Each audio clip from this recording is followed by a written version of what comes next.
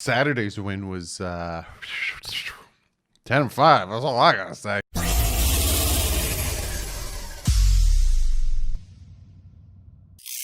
What is up, Finn fans? Deeper dive video. Gonna deeper dive into a lot of things actually in this video. We got playoff talk. We have NFL draft talk. We have the Raiders game talk.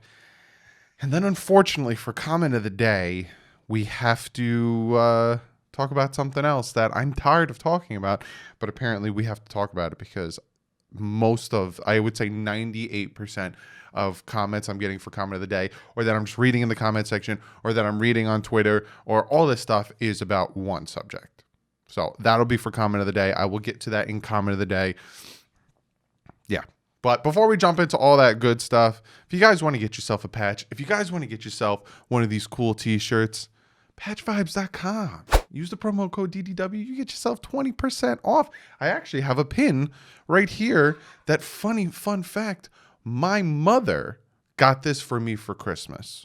Did she use the promo code DDW? I don't even know. But they also have these really awesome pins. So be sure to go over patchvibes.com. Use the promo code DDW. You get 20% off.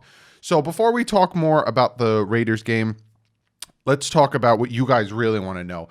As of right now, I'm recording this Sunday night. You guys are seeing this Monday morning. But as of right now, the Titans have lost. Really doesn't have much implication. I'll talk about why I was rooting for the Titans to lose in a second. But as of right now, the Miami Dolphins are sitting in the 5th seed, which is an absolute beautiful, beautiful thing. By beating the Raiders, by the Browns losing, and by the Colts losing, the Miami Dolphins now are sitting in the 5th seed, and the Colts are not in the playoffs. They're now in the hunt outside looking in. So in a nutshell, this is all that matters for the Miami Dolphins come Sunday. Win. If the Dolphins win, they are the 5th seed, and that is it.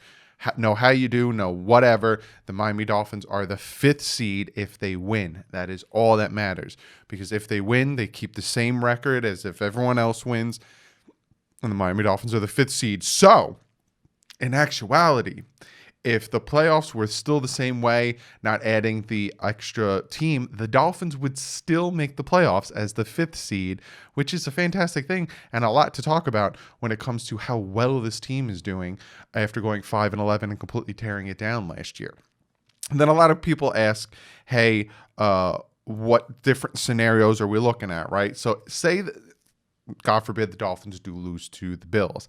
Then they would need the Colts to lose to the Jaguars. This isn't all three, it's or the Ravens to lose to the Bengals.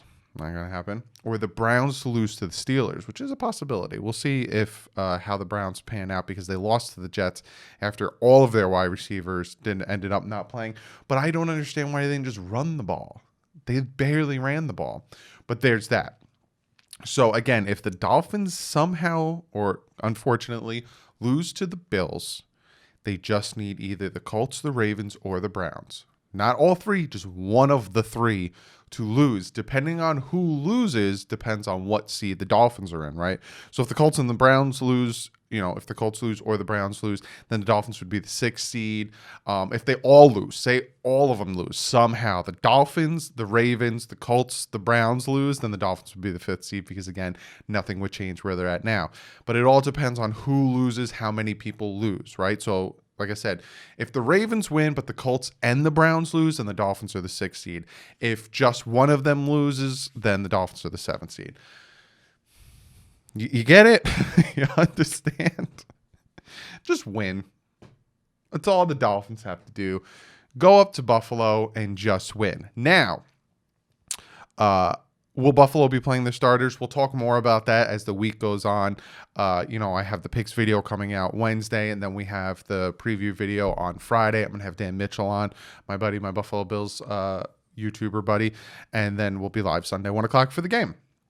So just beat Buffalo, and you're in. Will they rest their starters? Like I said, we'll find out probably on Friday when we do the preview video. So that's that. Now, I know I don't like doing this, and I know I like to say, hey, we're literally in the playoffs, so why would we do this? But let's talk about the draft. The Miami Dolphins right now, I'll pop the image up, are the third pick in the NFL draft. Thank you very much to the Houston Texans and Bill O'Brien for giving a ransom for Laramie Tunsil. Laramie Tunsil was playing good for them. But even Laramie Tunsil said, I would have traded myself for the amount that you guys got. And now we're sitting at a third overall pick. It's the Jaguars, the Jets, the Dolphins. Or it would have been the Texans. So many possibilities with that at 3, trading back, getting a ransom from somebody. It depends, right? Lawrence is going to the Jags. What do the Jets do? If the Jets don't take a quarterback, say they stick with Darnold and they take the tackle, I'm not even going to try to butcher his name, the Samoan tackle, then all of a sudden you got 2 good quarterbacks sitting there at 3. Redskins might want to move up. All these teams might want to move up to get to number 3 to get that quarterback jumping over whoever's at 4 or 5, whatever. And the Dolphins would be like, what do you got, baby? What do you got? We want firsts. We want seconds. We want next year's first, just so we can continuously build and build and build. Just what you got?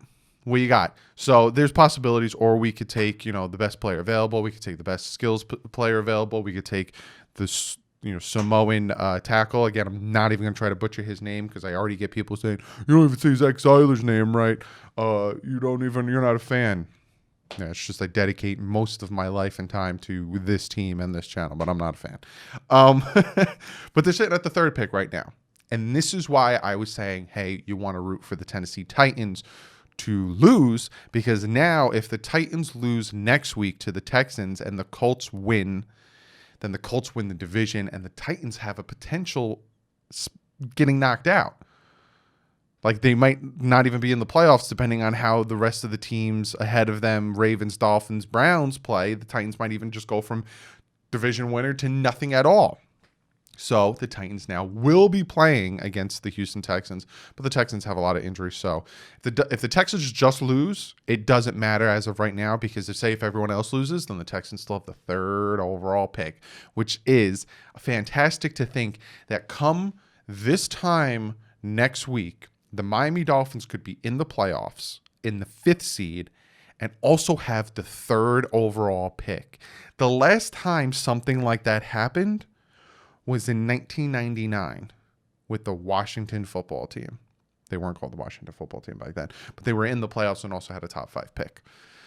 So this weekend has been a fantastic weekend for the Miami Dolphins, beating the Raiders in a very out of the norm way, having the teams lose that we needed to, having the teams win that we needed to, and now sitting pretty at 5 with, the 5th seed and sitting pretty at the 3rd overall pick to get some ridiculous talent or ridiculous capital.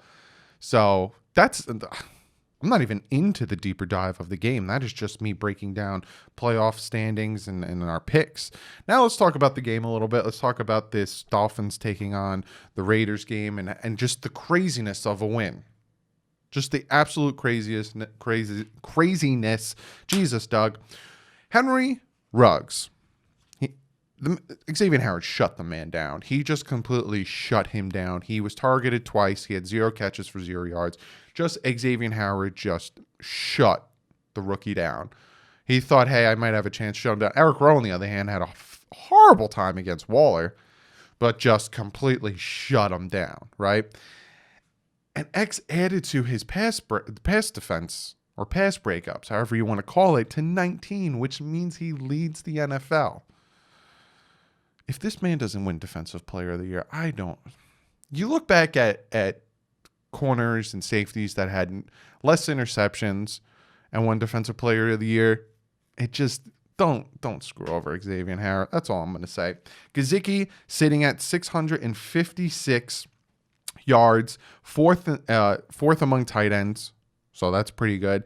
And he's getting very close to Randy McMichael's all-time tight end record for the Miami Dolphins in 2004. So you think he's like 100 and something off. Getting very close to the all-time tight end record for Dolphins in a season, receiving yards. Very close.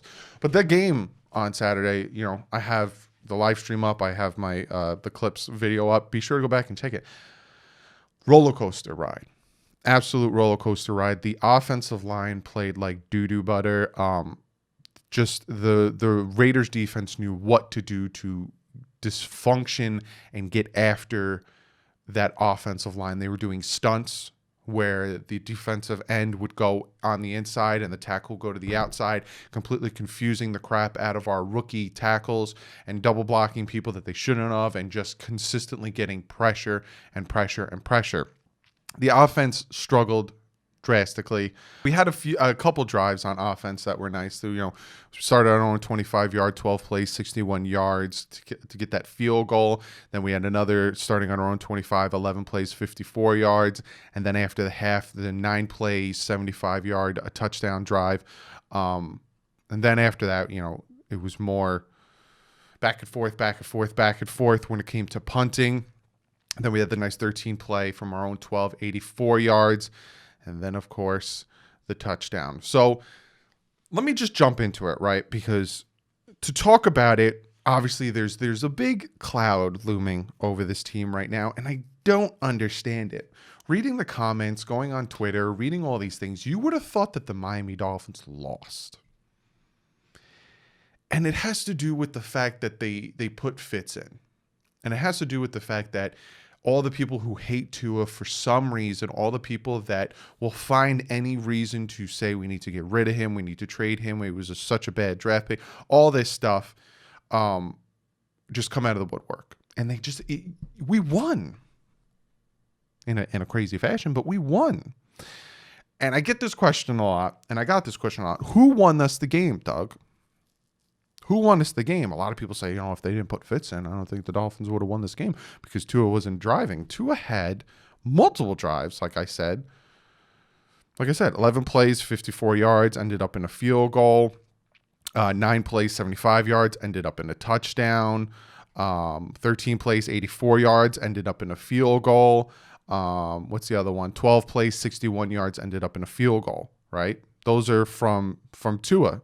And then, we had 3 plays, 75 yards when Fitz came in. That was a touchdown, right? So people ask me who won the game because, like I just said, a lot of people think that if Tua stayed in there, we wouldn't have won, even though I just talked about 4 drives where Tua was moving the ball down the field. I honestly think, and this has nothing to do with the quarterbacks, and I will talk more about this in a second, I think Gaskin and Sanders won us this game. 100%. I think Gaskin, Sanders, and Hollins won us this game. That's who I think won us this game. I do, and I'm going to explain it. The touchdown was a 8-yard pass, give or take, to Gaskin, who took it the rest of the way for a touchdown. That was all Gaskin on that touchdown, right? Mac Hollins' catch at the 41-yard line.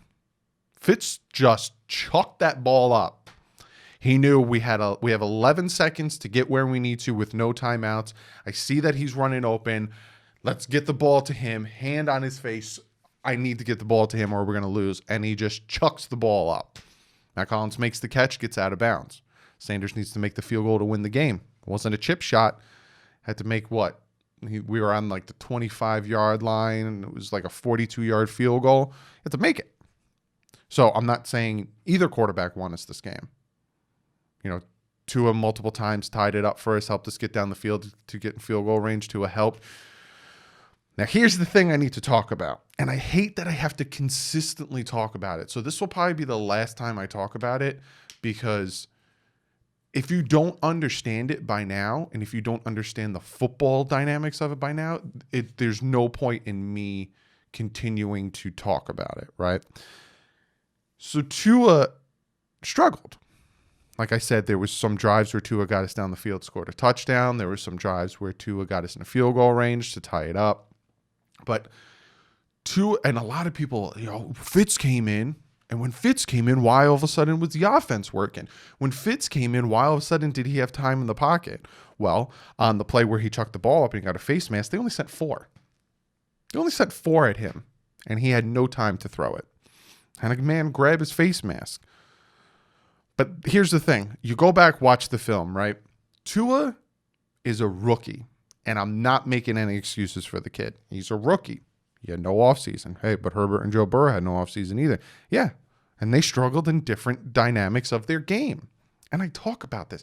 It's like I feel like I'm a broken record because I'm going to talk about it. I'm going to explain it. But certain people are just going to comment and ignore all the facts and all of everything I'm saying.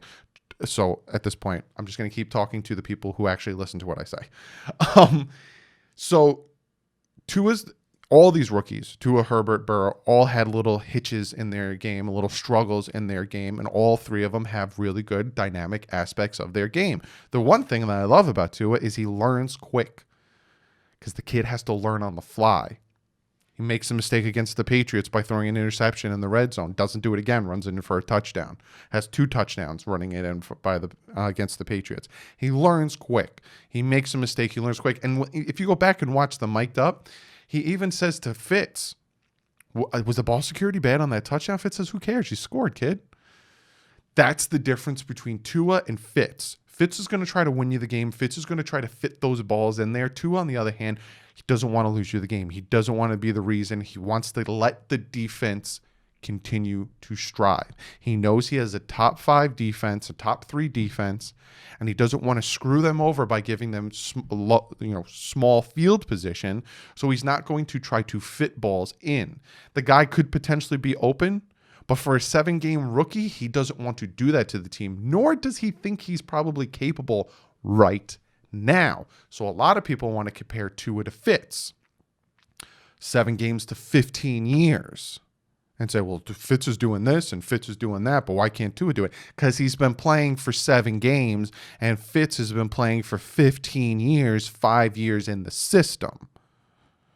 Why do we have to continue to say that? It drives me nuts, right? So then people want to talk about, well, Fitz, why wasn't he getting under pressure as much? Well, for one, they know for a fact once Fitz is in, he's going to sling the rock. He's going to try to fit it in there. Again, that's the knock on Tua, and I'm even agreeing with it. Tua is super conservative, but he doesn't want to screw over his defense and give him a short field by causing turnovers. Fitz, on the other hand, knows he can put it where he needs to. Tua can too, but he doesn't trust himself yet because he's a 7-game rookie. So once Fitz came in, the Raiders defense was like, all right, we can't blitz him because you leave someone open, he's going to make it. Or if you give him a little bit of a chance, he's going to try to make it. We can't blitz him because if you go back and watch, they weren't blitzing him. They were sending 4 at most, and he was still getting pressure because the offensive line was still struggling that bad. But they weren't blitzing him like they were blitzing Tua, who was a rookie, and they know you get after him and you have to make him move. He's not going to make the throws like Fitz can because he's a rookie. You even heard it. If you go back and listen to the announcers, they even said once Fitz came in, they're not sending the same pressure that they did against Tua. And that is why Fitz did what he did versus what Tua did. But it's already been announced that Tua is the starter for the Buffalo Bills. And I know a lot of people are going to be pissed about that. I don't understand why. If Brian Flores made the call to put Fitz in and it worked and he won, just trust the man. We are 10-5 because of Brian Flores. He knows what he's doing. 5-11 to 10-5. I'm trusting Brian Flores. There's more I could talk about because people want to talk about Tua versus Herbert. People want to talk about a lot of things, but it's just, I've said it before. So if you want to go back and watch other videos, you could see me explain more about it and explain more about the offense and explain more about how a quarterback needs a running game and more time in the pocket to throw the ball, and the receivers need to get open because Tua's playing with backups. And again, you say, hey, well, Fitz did it. Well, because Fitz is a better quarterback right now because he has had 15 years versus Tua's 7 games. If you can't understand that and you already want to move on from Tua, I can raffle off a list of quarterbacks that had a very bad rookie year. Look at Russell Wilson's first 5 games versus Tua's first 5 games. Tua had a better first 5 games than Russell Wilson. Imagine if the Seahawks moved on from Russell Wilson because they didn't like how his first 5 games went. Come on. But that's the video. That was a comment of the day, essentially, because a lot of you guys, going through the comments, and you know what? I'm not even going to say a lot of you guys. I'm going to say about 20%, because a lot of you guys are super pumped and super happy. About 20% of you guys, I was like, we won. Do you guys know we won? I don't understand it. But I do respect every single one who used that comment. Even the guys who hate Tua, I respect it because you respect me, and we have great dialogue conversations in the comment section and on Twitter. So thank you guys. Regardless if you agree with me or disagree with me, I appreciate you guys being respectful, following me on all the platforms, and just being cool dudes. We all have differences of opinions. Everyone is entitled to their differences of opinion. Just be respectful. You guys are to me. I'm to you. Thank you so much. But that's the video, guys. Like I said, this week, picks will be out Wednesday. Preview will be out Friday with Dan Mitchell. Then we go live Sunday. Win and we're in. So other than that, I will see you guys Wednesday, unless news breaks or some big thing comes out. But like usual, guys, stay classy. Fins up.